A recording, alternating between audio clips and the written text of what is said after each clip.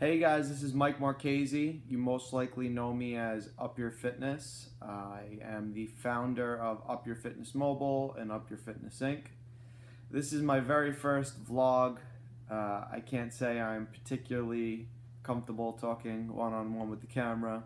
It's certainly a learning curve, and I have a tremendous amount of respect for the men and women out there who manage to do this and seem pretty smooth throughout the process. It's definitely different. Just decided to really connect with you guys today and do this video to give everyone a bit more context to who I am, what my background is in, and what brought me here, what brings me to a much bigger audience than I ever would have imagined having. And to start at the very beginning without being indulgent about it, got into personal training at a young age, I would say around 18 or so, because of an injury of all things. I had a complete pectoral rupture, was really into powerlifting at the time, ripped this whole boob right off the bone at the insertion point right up here. It was not fun. The recovery was intense, to say the least. Surgery, rehabilitation, that whole process, and couldn't exercise. I really didn't have the same approach to fitness that I do now. So instead of working out, what I actually turned to was my education. I was in college at the time, but I decided to go and take a personal training course, got certified as a trainer, went through an entire practical course that had practical elements where they actually had teacher training where you were learning how to be a trainer, and then they had the educational component where they taught you anatomy, physiology, all that fun stuff. And despite the fact that I did know a lot about training at the time, I think at that point I was probably working out for at least 7 years.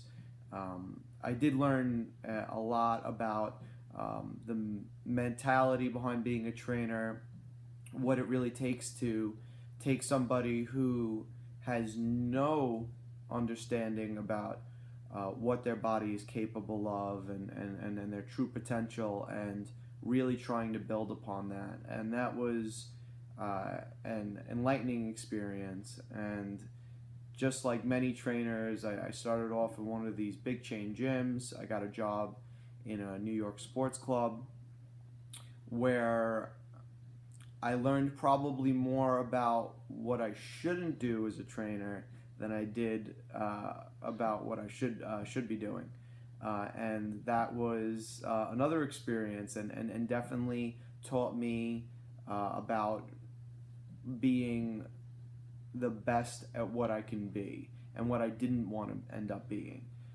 Moving forward, I had the opportunity to open my own fitness studio.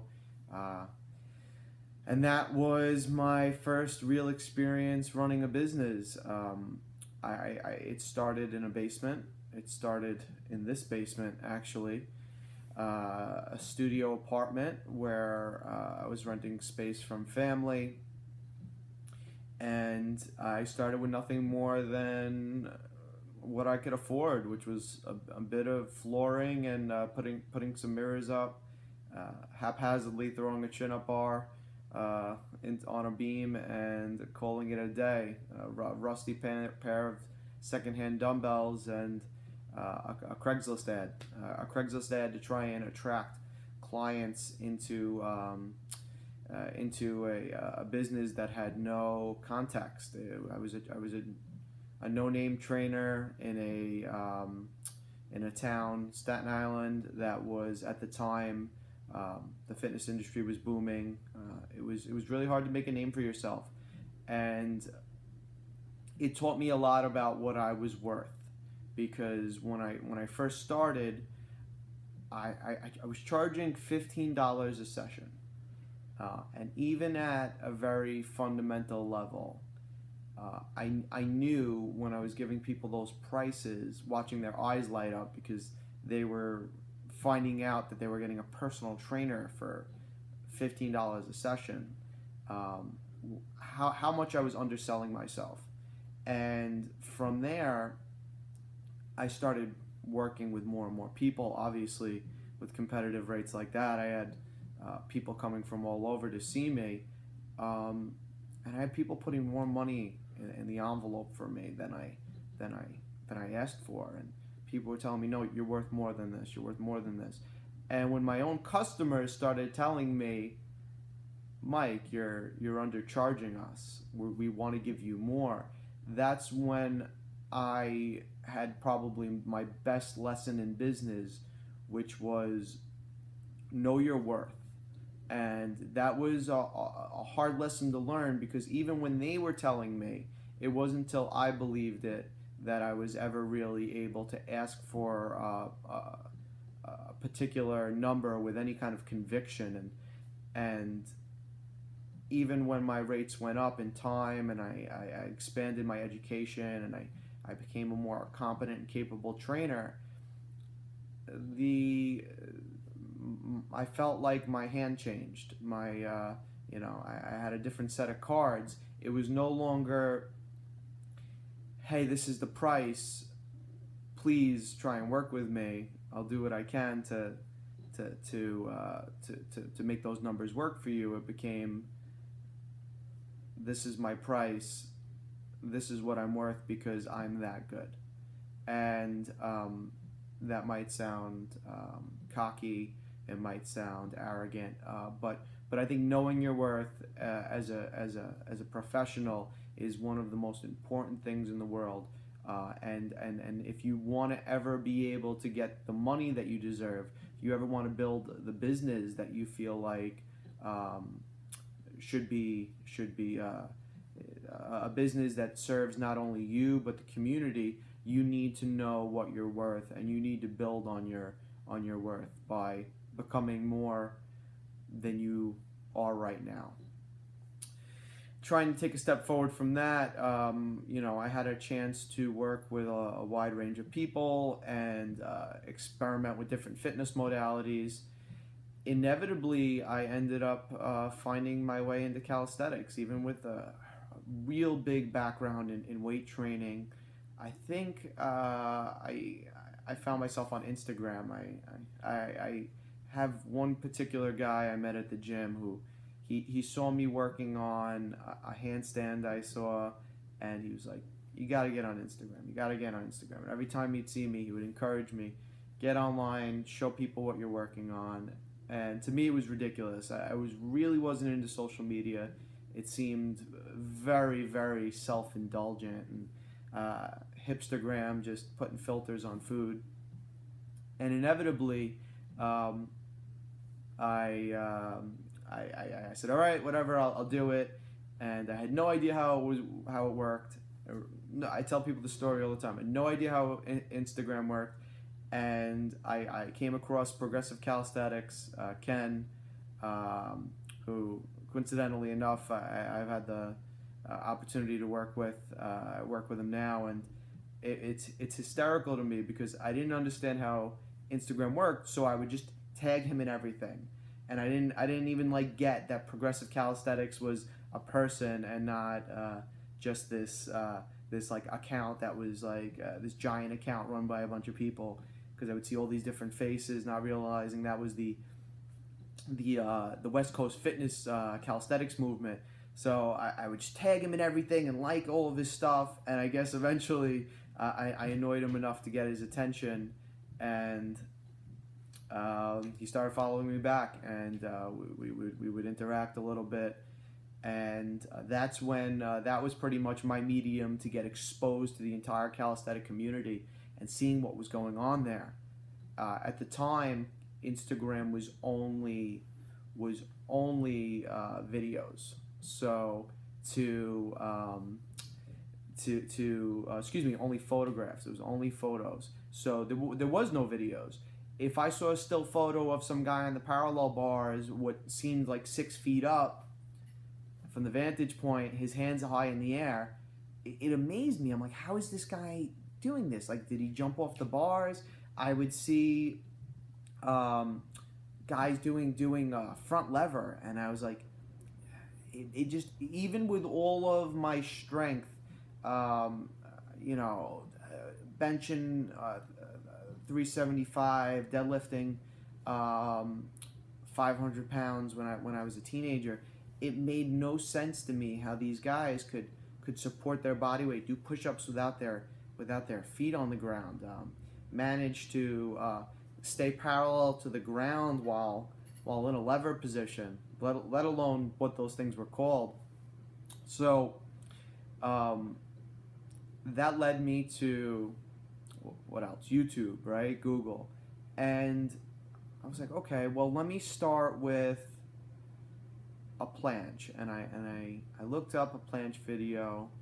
I looked up planche tutorials, and nothing. I looked up human flag videos, tutorials, and I had some kid outside of a schoolyard going, okay, here's my human flag tutorial, and he jumped on a pole and goes, here's a human flag. And that was all I had. That was all the context I had for how to actually perform these exercises, how to actually do these movements. And that was next to useless. There was no context there, and trying to learn monkey see, monkey do was useless to me. I hurt myself again and again. I made little to no progress. The calisthenic movement at the time was very primitive. It was novel. It was in this very early stage where, as long as you were upside down, that was considered a handstand. It didn't matter if you had a banana back. It didn't matter where you were. Same thing for the front lever, back lever. And you know, there was still these like people who had context to what was quality and what wasn't. And long story short, I had a chance to connect even further with the West Coast calisthenic movement by going to Battle of the Bars. Ken saw one of my videos. Again, we were going back and forth a bit, and he invited me out to the West Coast. And when I tell you I thought that was a fluke, that I actually made it out there, I still stand by that. You know, it was just all of these guys that were superheroes to me. To be like, you know, a peasant among these gods, it felt like. These guys who inspired me to get into this in the first place, and to be on this even platform with them, competing among them, just seemed so foreign to me. And while I can't say I did particularly, I did my best at the time, but the fact that I was even able to hold my own against these guys who were animals really inspired me, and it made me want to get this and understand this more. And probably one of the besides all the networking and the people I was able to meet over there, one person in particular that I was very fortunate to connect with was Andrew Jarvis, Muscle Up Jarvis. Besides the fact that he's a stand-up guy and he knows his stuff, and we have him as a contributor now on UpYourFitness Inc., UpYourFitness Mobile, he opened my eyes to the fact that being upside down isn't enough to call it a handstand. Having your legs suspended behind you while holding a bar isn't enough to call it a back lever. And he had this almost, I mean, people called it like, always were trying to refer to him as a gymnast, as if that was taking away from what he was doing. But he understood that there needs to be a method to the madness, and that this stuff needs to be approached clinically. And from there, that's when I was able to go home and really indulge in that, and do my research and experiment with my own training modalities with my clients, further connecting with the WCO, to start teaching and coaching calisthenics professionally once I was ready to do so. Fortunately enough, I've had the opportunity to teach internationally now, working with, uh, wow, I would say like thousands of students at this point, bouncing around, teaching people the clinical approach to calisthenics. And to kind of fast forward a little bit, I realized that there's no reason why people have to approach this the way I did.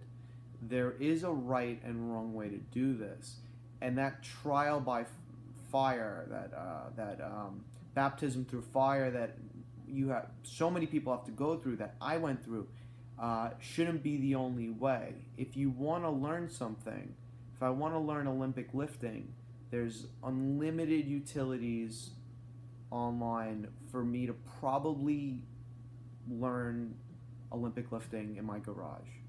There is endless context to become a bodybuilder online. And Up Your Fitness Mobile, Up Your Fitness Inc., is a platform for calisthenic practitioners, enthusiasts, CrossFit guys who can't get their muscle up, bodybuilders who want to get a better pull up, crossover athletes, physique, you name it, to get reliable information about calisthenics. There's no reason why we deserve anything less than that, and it hasn't been easy. I've put a lot into this, and I like to think that the work that I've put out there, put out for you guys, is shown. And I just want to finish off with one last thought, which is thank you to all the people who've been following me, who followed this journey. I recognize the people who are liking my content on Instagram, and from day one, people who've supported me and shown their support in so many different ways along the way. I'm very fortunate to have some great friends, a supportive girlfriend who understands that when I have to,